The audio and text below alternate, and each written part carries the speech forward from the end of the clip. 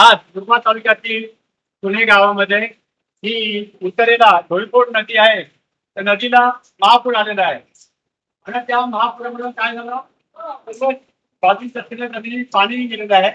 त्यामुळे भरपूर नुकसान झालेलं आहे. माझा इथे की आपण सुद्धा आणि ते सुद्धा बांधल्यामुळे घर आहे ते पाणी आलं होतं. खूप नुकसान झालेलं आहे. आणि याचं एक कारण म्हणजे लघु पाटबंधारे विभागाने जो या नदीला केटी बांधलेला आहे. वास्तविक केटीची काही आवश्यकता नव्हती, परंतु ठेकेदारांना कुठेतरी काम मिळालं पाहिजे म्हणून पेटी बांधण्यात आला. गेली 15 वर्षांनी 2 मार्च हा केटी बांधा तोडून टाका. केटी बांधा तोडला अजूनपर्यंत नाही. त्यामुळे काय होतं, थोडासा पाऊस पडला का शेतीमध्ये पाणी आडतं आणि बाजूला शेतकऱ्यांचं नुकसान होतं. हे बघा किती नुकसान झालेलं आहे. संपूर्ण नदी शेतीमध्ये आलेली आहे. आठवडीची शेती वाहून गेलेली आहे.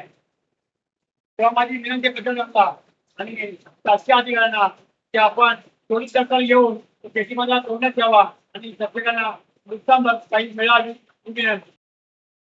विधानसभा मतदारसंघामध्ये असलेल्या मुरबाड तालुका, कल्याण ग्रामीण, कल्याण तालुका तसेच अंबरनाथ तालुका ग्रामीण, बदलापूरचा शहरी भाग, या भागामध्ये शेती करणारे जे शेतकरी आहेत, खरं तर 29 मे आणि 30 मेपासून शेतकऱ्यांनी पेरणी केलेली आहे आणि त्यानंतर लगातार हा मुसळधार पाऊस सुरू झाला.